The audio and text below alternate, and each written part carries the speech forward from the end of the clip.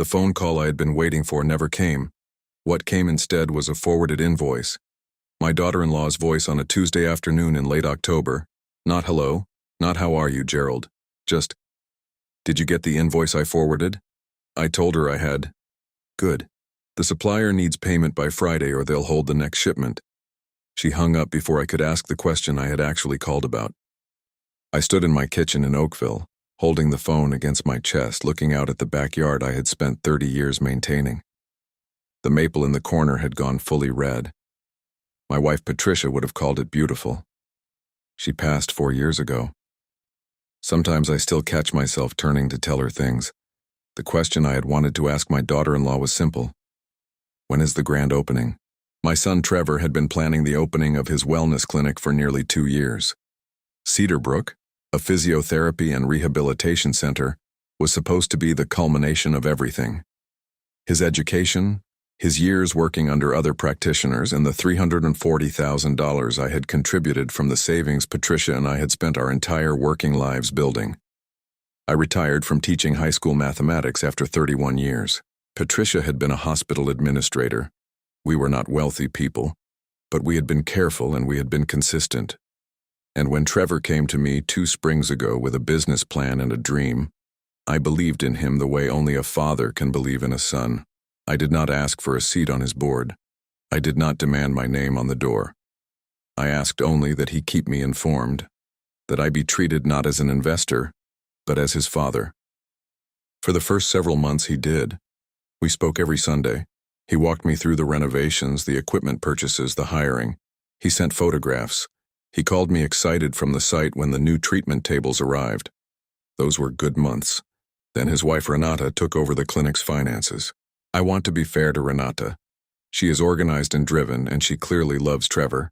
But from the moment she assumed control of the administration, our Sunday calls grew shorter, then less frequent, then stopped altogether, replaced by occasional text messages and forwarded invoices. I told myself this was normal. Businesses get busy. Sons grow into their own lives. But there is a difference between letting go and being pushed out. I was only beginning to understand which one was happening to me.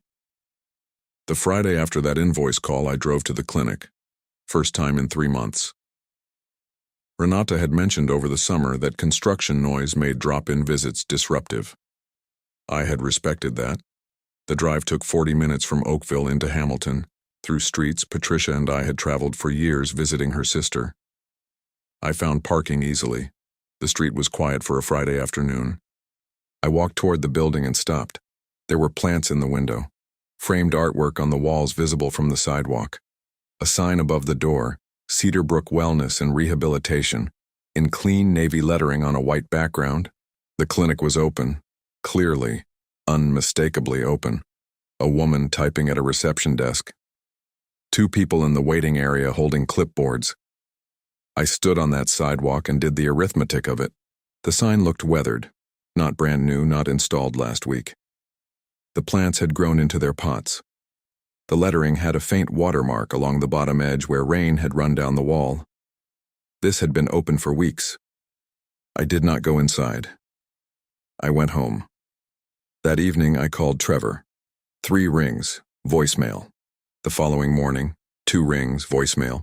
He was sending me to voicemail. My own son. I sat with that knowledge for a full day.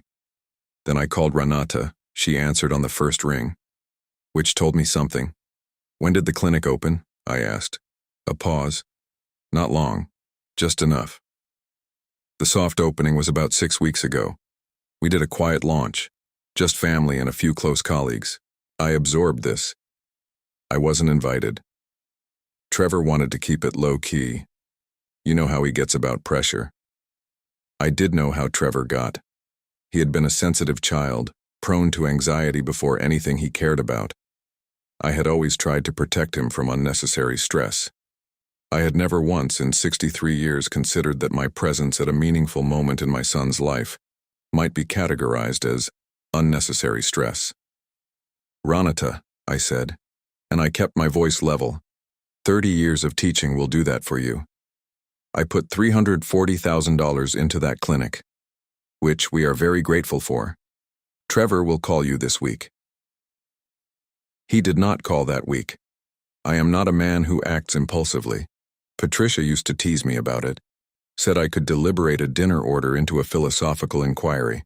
But deliberation is not the same as passivity. As the days passed without a call from my son, I began quietly and carefully to do what any reasonable person does when they suspect they are being managed rather than respected. I started paying attention. I went back through every transfer, every receipt, every email related to the clinic over 2 years. I had been thorough in my documentation, the habit of a mathematics teacher, and what I found when I laid everything across the dining room table was a picture that had been obscured by its own details. The original agreement between Trevor and me had not been a formal contract. I had suggested one early on. Trevor had looked hurt. "Dad, this is family," he'd said, and I had felt small for suggesting otherwise. I now understand that was exactly the intended effect. What I had was a series of emails. In those emails, Trevor had described my contribution as an investment with family terms. No formal interest, no fixed repayment schedule, but a clear understanding that I would be kept informed of major milestones. His words, his email. The grand opening of Cedar Brook was by any definition a major milestone, but there was more. I began noticing patterns in the forwarded invoices. A consulting fee that recurred monthly, paid to a numbered company I did not recognize. A line item described only as business development charged against the clinic's operating budget. My money still being drawn down 11 consecutive months after the clinic had opened without my knowledge, I called my old friend Douglas, retired corporate lawyer, now sailing out of Burlington. We met at a diner near the harbor. I brought the emails, I brought the invoices, I spread them across the table between our coffee cups and let him read.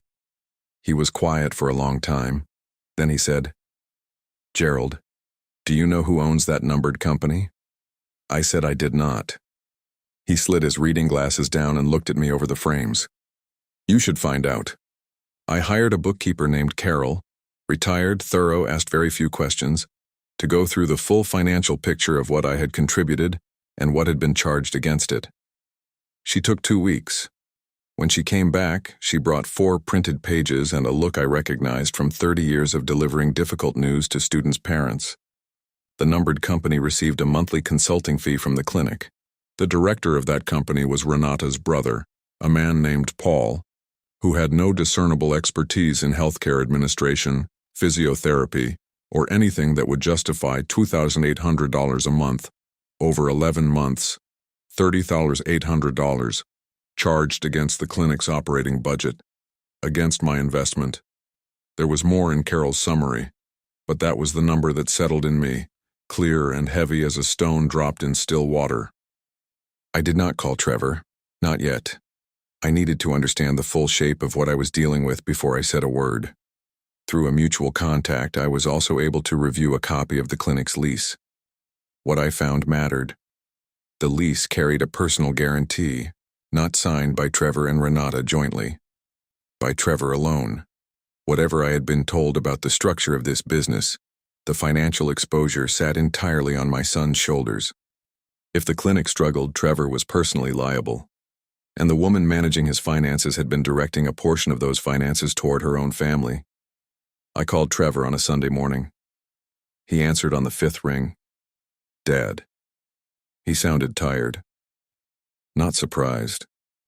More like a man who has been expecting a difficult conversation and has not slept well waiting for it. "I'd like to come by the clinic," I said. "Not as a surprise. Tuesday afternoon, I'd like Renata to be there." A longer pause. "I can ask her." "Please do."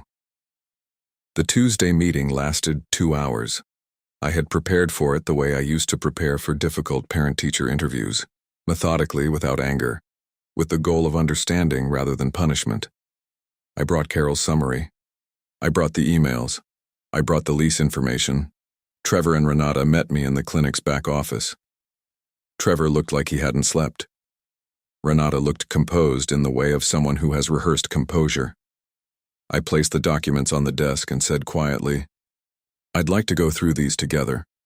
Renata described Paul's fees as legitimate support during the setup phase. Trevor said he had not known the full scope of what was being charged. Renata said Trevor had been aware. Trevor said he had signed off on consulting generally without reviewing the specifics. It was painful to watch. Not because they were lying to me, though there were moments when I wasn't sure. It was painful because I could see my son sitting across from his own wife, realizing with me as a witness that their versions of events did not match. When the 2 hours were finished, I said only this: I need this acknowledged formally, a written accounting of everything spent and a repayment plan for what was paid to Paul's company. Not because I need the money, Trevor, because I need to know we are operating honestly. On my way out, Trevor followed me to the door. Renata stayed in the office.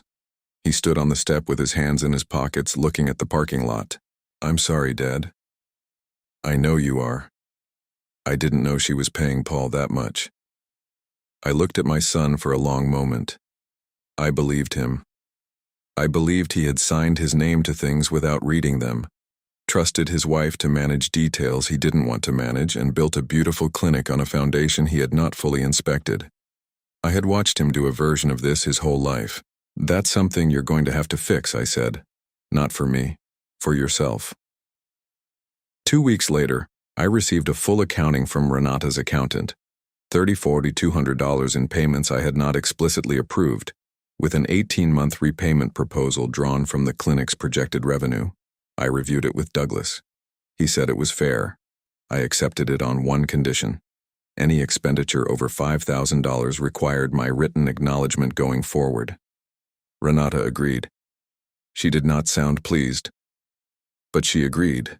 What followed was slower and less dramatic than everything that preceded it. Trevor and I resumed our Sunday calls. They were different, shorter in some ways, more careful, but also more honest. He told me things he had not told me before. That the first months had been harder than expected. That he had been embarrassed to tell me about the difficulties because he did not want to disappoint me. That he and Renata had been arguing about money long before I became involved. I told him he could have come to me.